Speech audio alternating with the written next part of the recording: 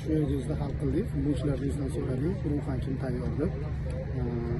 Va o'zi futbolchilarning o'zi aytdi, nechinchi bo'lib tepishini. Shu orqali tanladik. Keyingi o'yinda Muhammad Hakimov yordam bera olmaymizga. Albatta, endi o'zi bugun g'alaba qozonganimiz yaxshi bo'ldi. O'zi umuman biz normal g'alaba qozonamiz. Doimiy ravishda bosim ostida ushlab turish kerak. Lekin Muhammad Hakimov juda katta yo'qotish jamoa uchun. Umid qilamizki, o'rnida o'sha Amirxon Murodov o'zini eng yuqori o'yinini namoyish etadi. Umuman xarakterli o'yin siz qay darajada kutganda shunaqa og'ir o'yin bo'lsin? Endi bu 16 final, kecha mana ko'ryapsizlar, Argentina eng yuqori natija ko'rsatib chiqqan birinchi o'rindagi jamoa, 32-o'rinda oxirida ilashib chiqqan Meksika Argentinani yutib ketyapti. O'zi bitta o'yinda istalgan raqibni yutish mumkin. Bitta asosan ruhiyat birinchi o'ringa chiqadi. Oldindan baribir Xorvatiya Yevropaning top jamoalari hisoblanadi. Raqib jismonan juda kuchli jamoa edi, og'ir o'tishi aniq edi. Lekin shunga qaramasdan futbolchilarimizga baribir ishonardik, potensiali yuqori.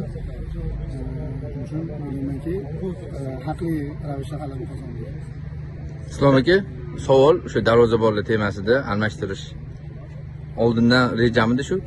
Endi uchrashuv davomida bu narsani darvozabonlar murabbiyi o'zini fikrini aytdi. O'yin payti bo'ldi. Yo'q, uchrashuvdan oldin lekin uchrashuvdan oldin bu aniq rejaga kirmagandi, lekin o'yin davomida o'sha bir-biridan keyin darvozabonlar murabbiyi o'zini fikrini aytdi. Va Ne'matullo Rustamjonovni tushirdik. Bu bilan masalan Ibrohim Shokirov penaltilar seriyasida yomon turadi degan emas. Albatta bizda ikkita bir xil saviyali darvozabon bor, lekin ko'proq baribir o'sha Rustamjonov penaltilar seriyasida ishonchliroq harakat qilgan hisobga olib, uni tushirishga qaror qildik.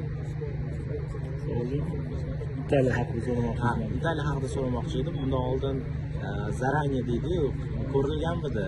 Ya'ni yaxshi niyatda Xorvatiyadan o'tib olgandan keyin degan maqsad. Albatta, uchrashuv Italiya o'ynayotgan paytda yordamchilarini jo'natdim, o'yinini ko'rish. Bundan tashqari o'zim bitta o'tirib Italiyani o'sha Chexiyaga qarshi o'yinini ko'rib, umid ishonch bor edi. O'yinni tahlil qilib Islom aka, tahlil maydonida bitta mehmonxonada yashayapsizlar. Nima bo'ladi ko'z-ko'zga tushib qolsa endi? Raqiblar. O'zi bizdan bitta mehmonxonada yashaydiganlar aytamiz. Saudiya bilan bir oy mehmonxonada yashagandik. Italiya bilan 15 kun bitta mehmonxonada yashayapmiz. Bitta mehmonxonada yashayapmiz, bitta yonma ovqatlanib bilan. Bir kishi qiladi, ularning xatosi to'g'rilanadi. Yordam to'g'rimi? O'sha qilishlari kerak. Agar yaxshi ko'rsalaring, haliga поддержка qilishadi. Istinasiga ko'ra fizik ketish kerak. Beringiz, ishonch bilan. Bo'ldi, so'z, yo'qotiladigan narsa qolmadi. Bering, ishonch bilan chiqamiz. Yo'q, kim chiqadi?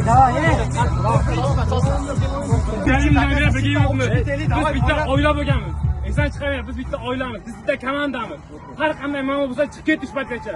Ikkita kamel bilan yutdik. Bugun ham yutamiz. Biz eng zo'rimiz. Mana o'zingizlarga ishoninglar. Biz eng zo'rimiz.